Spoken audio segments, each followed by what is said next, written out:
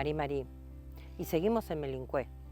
Y ya pudimos ver a través de la prospección en esta laguna inmensa cómo la territorialidad ranquel aún está arraigada en esta zona y cómo a través del trabajo mancomunado de todo un pueblo se está logrando que estos ancestros nos vuelvan a hablar, nos vuelvan a decir cuál fue su historia, cuáles fueron sus costumbres, cuál fue su forma de vida y sobre todo, desde cuándo estuvimos aquí, porque siempre estuvimos aquí.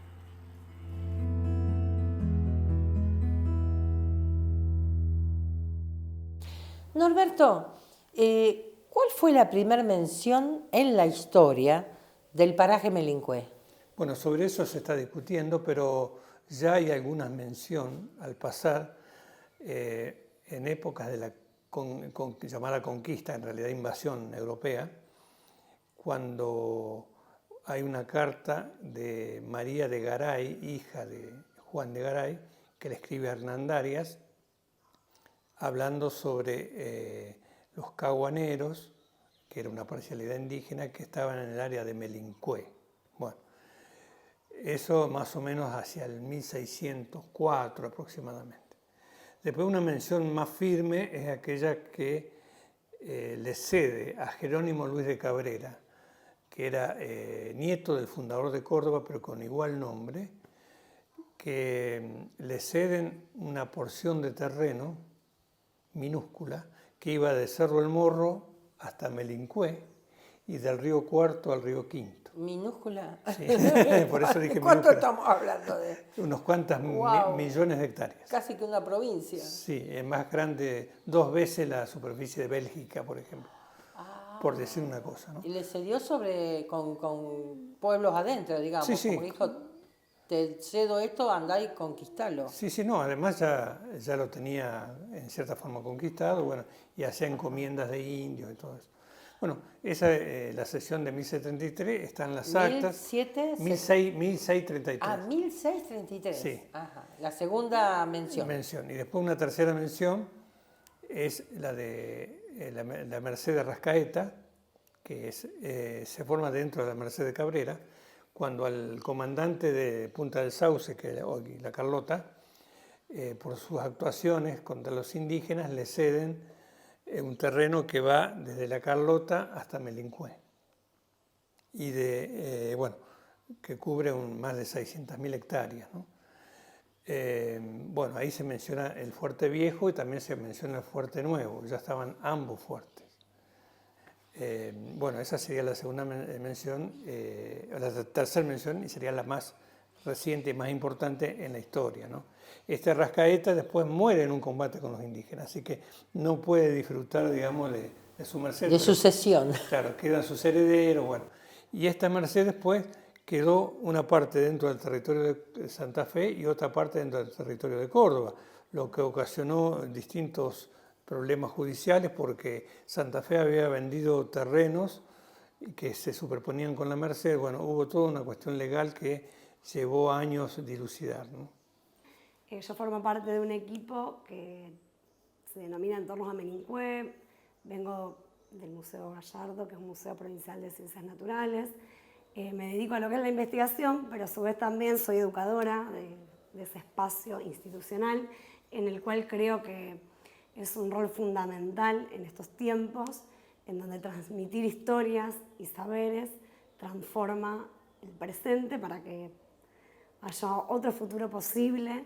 Y esto, bueno, me enlaza con la formación que tengo, que es en antropología, con una orientación en arqueología, en donde voy a hacer la primera como paréntesis. La arqueología para nosotros es antropología porque además de trabajar con la materialidad, trabajamos con los saberes, con los pensares, con los sentipensares de una comunidad toda, decimos nosotros. Que dentro de esa comunidad podemos como definir que hay comunidad originaria, hay comunidades que tienen que ver con lo educativo, hay comunidades locales y bueno, a partir de este proyecto que es en torno a Melincué, nosotros buscamos como conocer un poco el pasado, ¿no? Realizar la construcción de conocimiento situado, pero para poder ser un medium hay una transferencia de historias que están invisibilizadas y además que están ocultas, que están desde siempre, ¿no? A nosotros nos gusta decir como historias que son del territorio y que son desde tiempos inmemoriales, ¿no? Allá, cuando uno indaga, trasciende la escritura, trasciende el decir actual, sino que se van construyendo relatos y que hay que transmitirlo, porque estamos convencidos que desde la educación se transforman las sociedades y que propician como otro futuro. Eso. Sí, No sé, por la educación que hemos tenido estamos hoy como estamos. Sí. Belén, te voy a proponer un ejercicio para la audiencia, para que tengan un poquito de poder visualizar de qué estamos hablando. En una línea del tiempo, pongámosle así con la mano, tal línea del tiempo. ¿Cómo representarías la historia escrita, la historia a partir de que llegaron los españoles, con la historia hasta ahora revelada en este sitio ancestral de Melincue, por ejemplo? Si la línea del tiempo fuera así, ¿cómo sería la...? Pequeños, no sé, segundos de historia escrita. O sea, la historia de Melincue es muy profunda en el tiempo, pensando, ¿no?, en el territorio habitado desde miles y miles de años. Y bueno, y a partir de esta materialidad que uno va encontrando, para que a su vez va encontrando, que nos pasa hoy con vos, María Inés, todo un saber que vamos construyendo, ¿no?, en una trama histórica más profunda.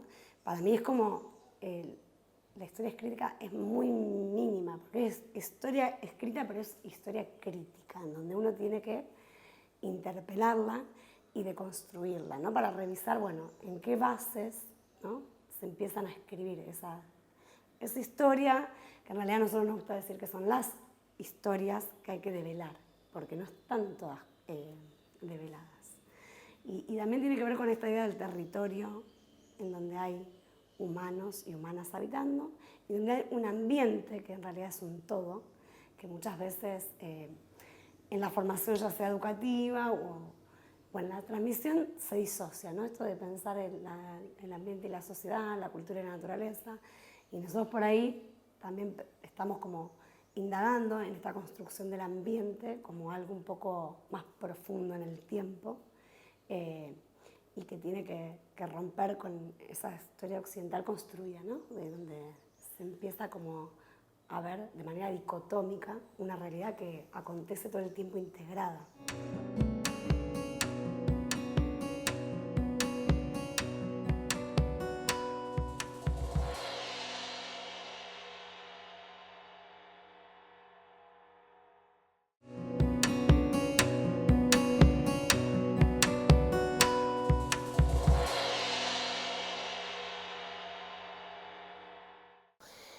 Norberto, entonces, por registros históricos o por tratados de paz o por archivo, ¿qué pueblos eran los que habitaban Melincue? Bueno, acá en Melincue, digamos, los registros arqueológicos más los registros históricos prueban que los primeros pueblos que lo habitaron fueron los llamados querandíes o pampas, y que habitaban obviamente en toda esta región y hablaban esa lengua.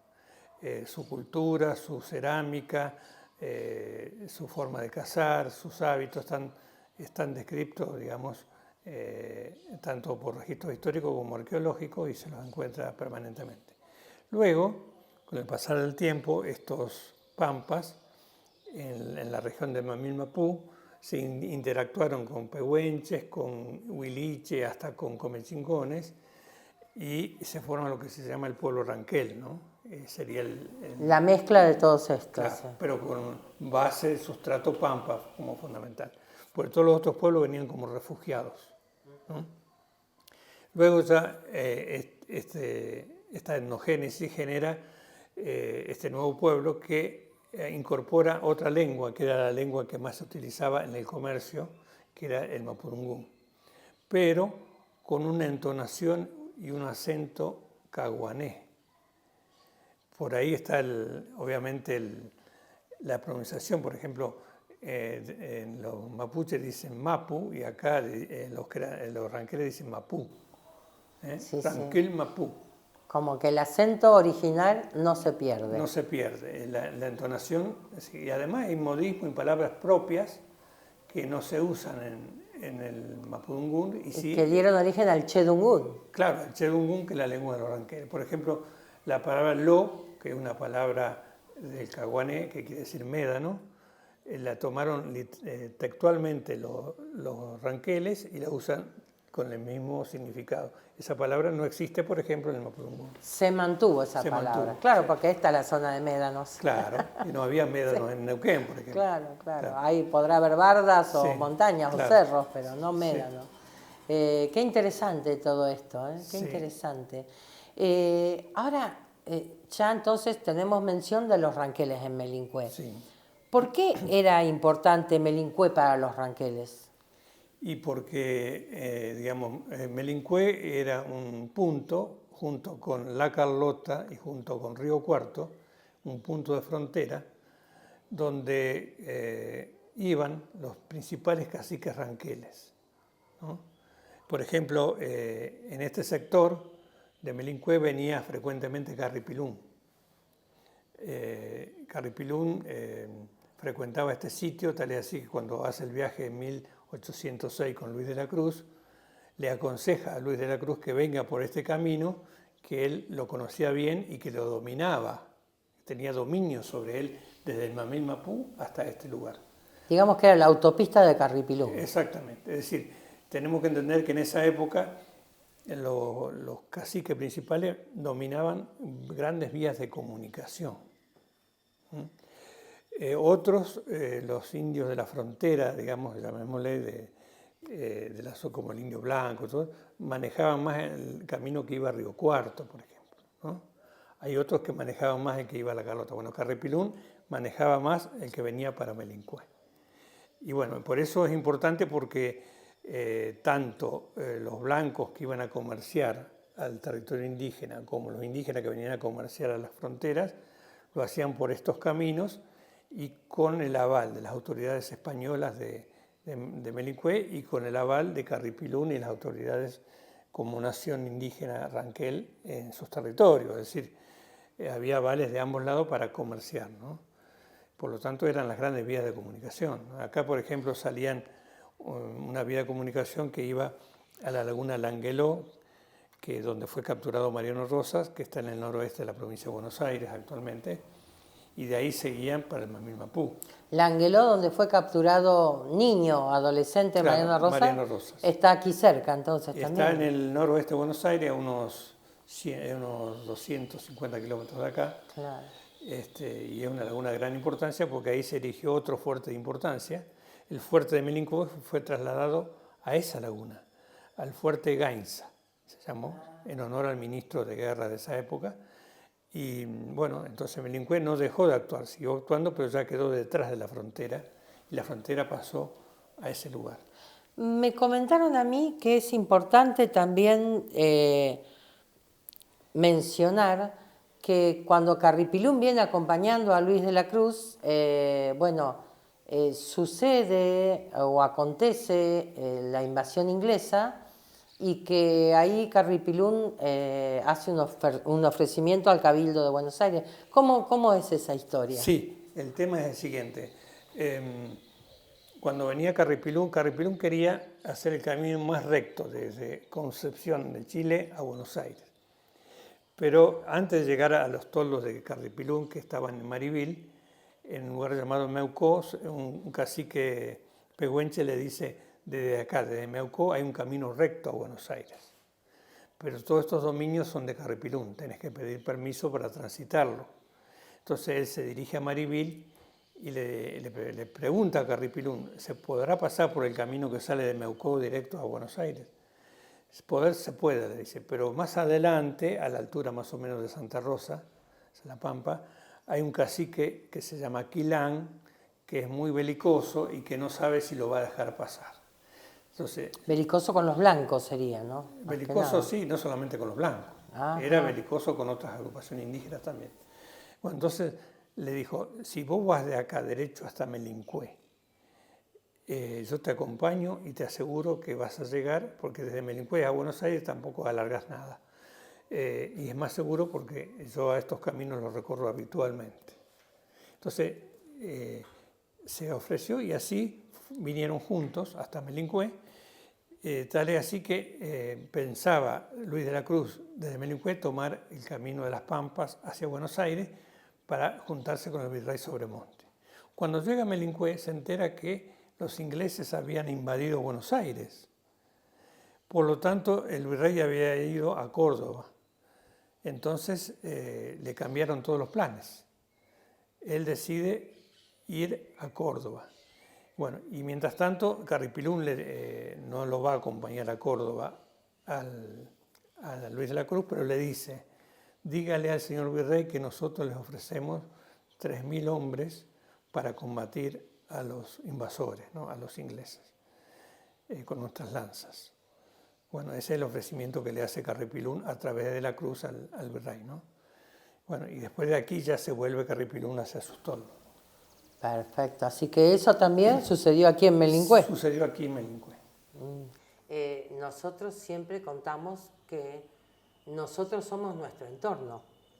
Nosotros, por ahí, algunas abuelas y abuelos que dicen, no, no hagas esto porque aquello, o mira ese animalito, mejor esto, mejor aquello, que no es que tiene un saber académico, sino que son miles y miles de años de interacción con el entorno, con el paisaje, con el medio que te rodea, y esos miles y miles de años de interacción son miles y miles de años de observación de ese paisaje, y que eso fue formando espiritualidades, fue formando tradiciones, fue formando creencias, fue formando formas de relacionarse con la naturaleza que te rodea, y esos miles y miles de años hacen que haya un conocimiento tan profundo de cómo se debe interactuar con la naturaleza, que quizás las personas que vinieron hace 200 años de otros lugares lo tengan de sus lugares de origen, pero no lo tengan de este lugar, ¿verdad?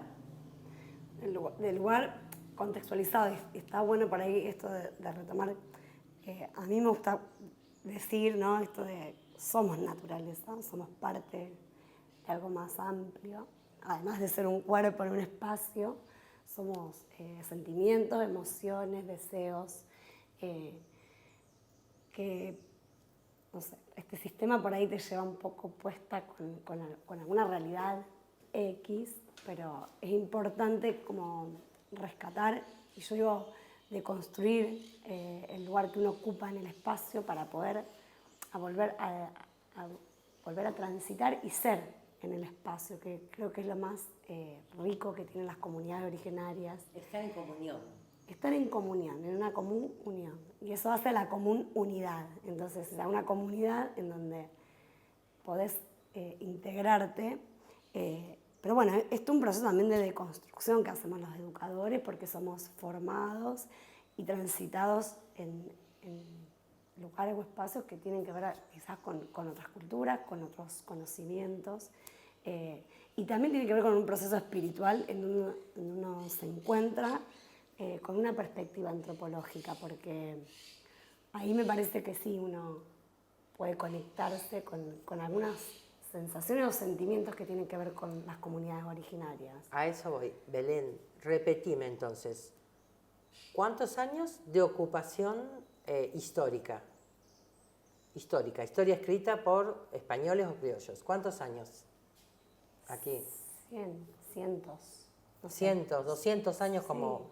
En cientos podemos hablar, 200. 200, 300 como mucho. ¿Contra cuántos de lo que hemos encontrado de ocupación? Miles. 9.000, 8.000.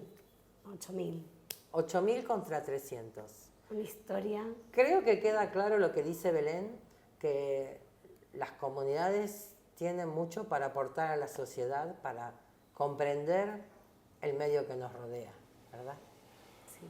Y digo, para mí la tierra sigue guardando, atesorando todas esas historias que están siendo descubiertas, ¿no? por la profesión museoarqueológica, por la historia, pero si esto no está acompañado con los sentipensares reales de las comunidades, no tiene como sentido, ¿no? Me parece que es eso. Y un poco, yo quiero decirlo porque para mí una antropología, yo la arqueología la pienso como una antropología, si no es socialmente útil, no tiene sentido, o sea, no hay academia posible porque no construís nada, futuro, me parece. Todos los territorios indígenas que estaban al sur de las fronteras, si tomamos primero el río Cuarto, después el río Quinto como frontera, eran territorios, digamos, bastante homogéneos en el sentido de que las poblaciones indígenas, digamos, eran más o menos las mismas. Después se produce lo que se llama la invasión de los Winca, de los blancos, y se ocupan esos territorios. Cuando se ocupan esos territorios se los divide políticamente en territorios y en provincias, de tal manera que todo ese gran territorio indígena queda como fragmentado hoy por hoy entre las provincias de Buenos Aires, Córdoba, Santa Fe, San Luis, La Pampa y Mendoza.